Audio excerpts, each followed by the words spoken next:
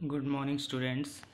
बेटे आज हम एक ऐसा सब्जेक्ट पढ़ने जा रहे हैं जो आज तक हमने टेंथ तक देखा नहीं है, ना ही इसके बारे में कुछ पढ़ा है। तो ये सब्जेक्ट हमारे लिए बिल्कुल ही न्यूली सब्जेक्ट है। तो हमें इस सब्जेक्ट में सबसे पहले कुछ डेफिनेशंस कवर होती हैं। वैसे तो हमारा अकाउंटिंग जो सब्जेक्ट माना जाता है वो सब्जेक्ट न्यूमेरिकल है, बट न्यूमेरिकल में भी क्वेश्चंस को सोल्व करने से पहले हमें कुछ एक वर्ड्स के बारे में पता होना चाहिए कि इन वर्ड्स का यहाँ पे मीनिंग क्या होता है। तो पहले हम कुछ basic concepts, basic definitions read out करेंगे। और मे बी स्टार्टिंग में आपको थोड़ी बहुत प्रॉब्लम आ सकती है, लेकिन धीरे धीरे अपने आप को अगर आप कंटिन्यूटी अपडेट करते रहेंगे, मेरे साथ लेक्चर अटेंड करते रहेंगे बेटे, तो आपको कोई भी प्रॉब्लम नहीं आएगी। बट फिर भी अगर आपको कोई प्रॉब्लम आती है तो ग्रुप में मेरा पर्सनल नंबर है ही बेटे, आप मेरे पर्सनल नंबर पे मुझसे कांटेक्ट कर सकते हैं। आपको जो बुक लेनी है बेटे अकाउंटिंग की, वो बुक लेनी है डीके गोयल की। ये देखें बेटे, अकाउंटेंसी सीबीएसई सिलेबस क्लास +1, और ऊपर क्या लिखा हुआ है बेटे, डीके गोयल। तो आपको ये बुक हम क्लास में करवाते हैं बेटे। सबसे पहले अपने दिमाग में बेटे एक बात बैठा लो कि हम यहाँ पे जो काम करने वाले हैं, मान लो एक पर्सन है एक्स, इसने कोई बिजनेस एस्टेब्लिश किया। इस बिजनेस को कई बार हम फर्म भी नाम दे देते हैं, बिजनेस एंटरप्राइज या ऑर्गेनाइजेशन भी नाम दे देते हैं। तो ये जो पर्सन है बेटे, ये पर्सन और इसकी जो ये फर्म है, ये बिजनेस है, ये दोनों ही हम क्या मान के चलते हैं, सेपरेट पर्सन है। वैसे देखने में तो ये दोनों एक ही हैं, क्योंकि काम यही कर रहा है, इसका बिजनेस है, जो भी प्रॉफिट होगा वो इसको होगा, लॉस होगा जो इसको होगा। लेकिन जब हम अकाउंटिंग करेंगे तो अकाउंटिंग पॉइंट ऑफ व्यू से जो बिजनेस का, फर्म का ओनर है, वो ओनर अलग पर्सन माना जाता है और जो फर्म है वो अलग माना जाता है। तो हम जो अकाउंटिंग एंट्रीज करते हैं वो फर्म के बिहाफ पे करते हैं, नॉट प्रोप्राइटर के बिहाफ पे। ओनर, प्रोप्राइटर, हम इसको ऐसे नाम दे सकते हैं, जो भी मालिक होता है बिजनेस का। तो हम जो भी बेटे एंट्री करेंगे किसके पॉइंट ऑफ व्यू से करेंगे, फर्म के पॉइंट ऑफ व्यू से, नॉट ओनर के पॉइंट ऑफ व्यू से। तो हम जो भी हमारी अकाउंटिंग एंट्रीज होती हैं वो इसके पॉइंट ऑफ व्यू से होती हैं। तो इसी चीज़ को समझने के लिए मेरा सबसे पहला जो टॉपिक आज मैं डिस्कस करने वाला हूँ बेटे, कैपिटल। अकाउंटिंग के अंदर हम कैपिटल किसको बोलते हैं? It refers to amount invested by proprietor, proprietor means owner, in a business enterprise. यानी ये जो प्रोप्राइटर है, जो ओनर है, जब ये इस बिजनेस के अंदर कुछ अमाउंट इन्वेस्ट करता है तो हम उसे क्या नाम देते हैं, कैपिटल। दोबारा पढ़ेंगे, it refers to the amount invested by the proprietor in a business enterprise. Naturally बात है बेटे, बिजनेस जब हम स्टार्ट करेंगे तो स्टार्ट करने के लिए हमें कुछ पैसों की जरूरत तो पड़ेगी। तो जो पैसा लगाकर बिजनेस स्टार्ट किया जाता है हम उसे क्या नाम देते हैं, कैपिटल। और वो पैसा कौन लगा रहा है, बिजनेस का प्रोप्राइटर, बिजनेस का ओनर, मालिक।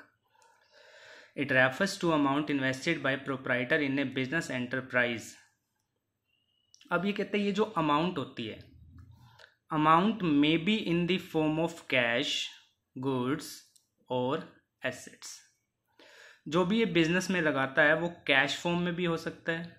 गुड्स कैसे, मान लो बेटे इसने कोई क्लोथ्स का काम स्टार्ट करना है, कपड़े का व्यापारी है, तो ये जो क्लोथ्स वगैरह परचेज करके डायरेक्ट फर्म में ले आता है तो हम उसे भी क्या नाम देंगे, कैपिटल। उसने उस कैपिटल को यूज करके एक्चुअल में गुड्स वगैरह परचेज की होंगी। या फिर इसके पास कोई बिल्डिंग पड़ी थी खाली, वो कहता है इस बिल्डिंग को मैं अपनी फर्म को रेंट पे दे देता हूँ एक तरह से, तो वो एसेट्स भी इसके लिए क्या कहलाएंगी, कैपिटल। तो जो भी चीज़ एक बिजनेसमैन बिजनेस स्टार्ट करते टाइम इंट्रोड्यूस करता है, इन्वेस्ट करता है, हम उसे क्या नाम देते हैं, कैपिटल।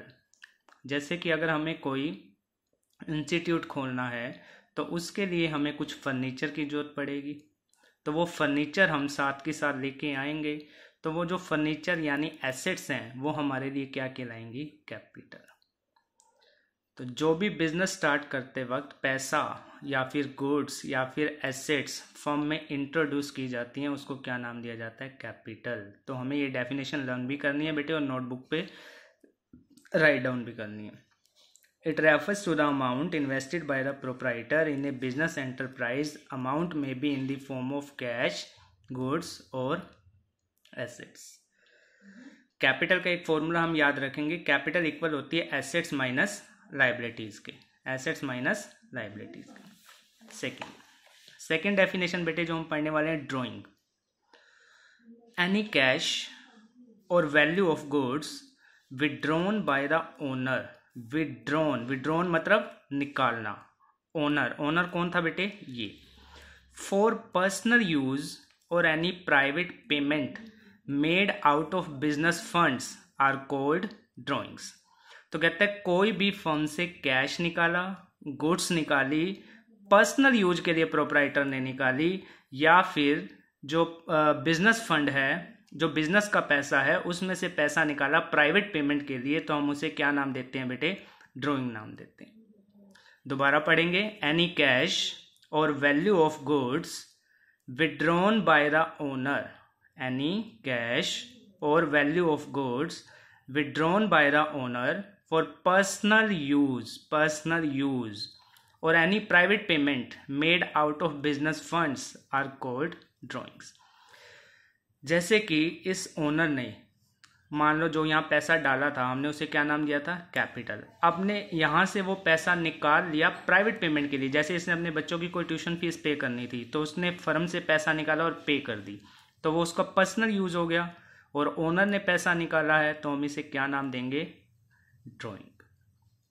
तो दोनों का मीनिंग समझ में आ गया बेटे। कैपिटल क्या है? जब ये इंट्रोड्यूस करता है, और ड्राइंग क्या है? जब ये निकालता है, लेकिन निकालने के पीछे मेन मोटिव क्या होना चाहिए? पर्सनल यूज, या फिर वो बिजनेस के फर्म से, बिजनेस के फंड से कोई प्राइवेट पेमेंट करता है, घर लाइक अपने घर का इलेक्ट्रिसिटी का बिल पे कर दिया, क्योंकि हमने ये माना ये दोनों पर्सन क्या है बेटे? सेपरेट हैं, तो इसके जो पर्सनल एक्सपेंस हैं वो फर्म से पे नहीं किए जा सकते। अगर ये पर्सनल एक्सपेंस फर्म से पे करता है तो हम उन पर्सनल एक्सपेंस के लिए यहाँ पे क्या वर्ड यूज करेंगे?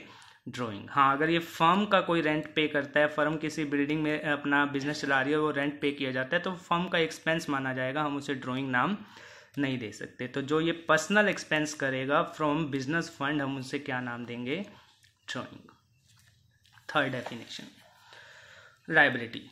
It refers to the amount which the firm owes to outsider. दोबारा पढ़ेंगे। It refers to the amount which the firm owes मतलब पे करना है, ऋणी है, टू आउटसाइडर बाहर वालों को, तो हम उसे क्या नाम देते हैं? लायबिलिटी। इसको एक बात, यही जो मैंने ऊपर एग्जांपल दिया था, मान लो ये हमारा ओनर हो गया,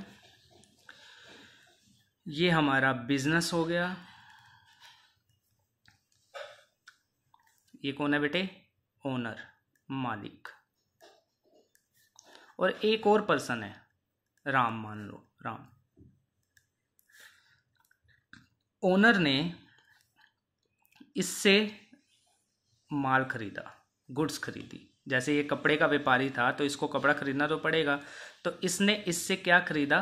कपड़ा, और उधार खरीदा है। कल को ये इसको पेमेंट देगा, तो हर वो पर्सन जिसको पैसे देने बाकी हैं, हम उस पर्सन को क्या नाम दे सकते हैं? लायबिलिटी। डेफिनेशन यही कह रही है। It refers to the amount which the firm owes to outsider. क्योंकि बेटे जो मालिक है, मालिक ने जो गुड्स खरीदी हैं वो अपने लिए तो खरीदी नहीं, फर्म के लिए खरीदी है ना, फर्म बेचेगी उन गुड्स को, तो ओनर तो सिर्फ एक बीच में मीडिएटर है। तो जो मालिक ने गुड्स खरीदी, फर्म को दी ताकि फर्म आगे सेल करे, तो फर्म कल को पेमेंट तो देगी, तो इसको नाम दिया जाता है बेटे क्रेडिटर, जिससे क्रेडिट पे गुड्स यानी उधार, क्रेडिट का मतलब वैसे तो होता है उधार, तो जब फर्म उधार गुड्स खरीदेगी राम से, तो राम को कल को पेमेंट तो देनी पड़ेगी, तो राम हमारे लिए एक तरह से लायबिलिटी है। और राम के लिए जो प्रॉपर वर्ड यूज किया जाता है वो यूज किया जाता है बेटे क्रेडिटर, जिससे उधार माल खरीदा जाता है, हम उसे क्या नाम देते हैं? Creditor. It refers to the amount which the firm owes to outsider. ये वो अमाउंट है जो फर्म ने आउटसाइडर को पे करनी है, तो हम उसे क्या नाम देते हैं? एग्जाम्पल क्या है लायबिलिटी का? क्रेडिटर। कहते हैं लाइबिलिटी हमारी दो टाइप की होती है, नॉन करंट लाइबिलिटी और current liability. Non current liability वो होती है बेटे जो लॉन्ग पीरियड में पे करनी होती है, से टू ग्रेटर देन 1 ईयर। और करंट लाइबिलिटी वो होती है which are to be paid in near future, जो 1 साल के अंदर पे करनी है। और जो जहाँ यहाँ हमने गुड्स खरीदी थी, क्या हम उनको 1 साल के लिए, 1 साल से ज़्यादा के बाद पेमेंट दे सकते हैं? नहीं, 1 साल के अंदर पेमेंट करनी होती है। इसलिए क्रेडिटर जो एग्जांपल होगा वो करंट लाइबिलिटी का होगा, ना कि नॉन करंट लाइबिलिटी का। अब मान लो मैंने बैंक से लोन लिया 4 साल के लिए, तो लोन की पेमेंट की वापसी करनी है आफ्टर 4 ईयर्स, तो आफ्टर 4 ईयर करना है, तो हम उसे क्या नाम देंगे? Non current liability. हैं बेटे ये दोनों ही लाइबिलिटी, क्योंकि दोनों ही केसेज हमने बाहर वालों को पैसा देना है, लेकिन जिस लाइबिलिटी की पेमेंट विद इन 1 ईयर करनी है, नियर फ्यूचर करनी है, हम उसे नाम देते हैं करंट लाइबिलिटी। और जिसकी payment long period means greater than 1 year, तो हम उसे क्या नाम देते हैं? Non current liability. इसका एग्जाम्पल मैंने लिखा हुआ है लॉन्ग टर्म लोन्स, और करंट लाइबिलिटी का एग्जाम्पल क्या लिखा हुआ है? क्रेडिटर्स और आउटस्टैंडिंग एक्सपेंस। तो आज बेटे क्योंकि हमने स्टार्ट ही किया है, तो इसलिए आज मैं आपको ये 3 डेफिनेशन दे रहा हूँ। आपको ये तीनों डेफिनेशन राइट और लर्न दोनों करनी है। अगर आप बुक में से करना चाहें तो बेटे आप बुक में से भी कर सकते हैं। बुक में आपको ये डेफिनेशन गिवन है 4th, 5th और 6th चैप्टर आपका बेटे ये 2nd होगा बुक के अंदर। तो आपको ये तीनों डेफिनेशन प्रॉपर वे से लर्न करनी है। अगर आपको किसी भी टाइप का कोई डाउट हो, यू कैन कॉन्टेक्ट मी।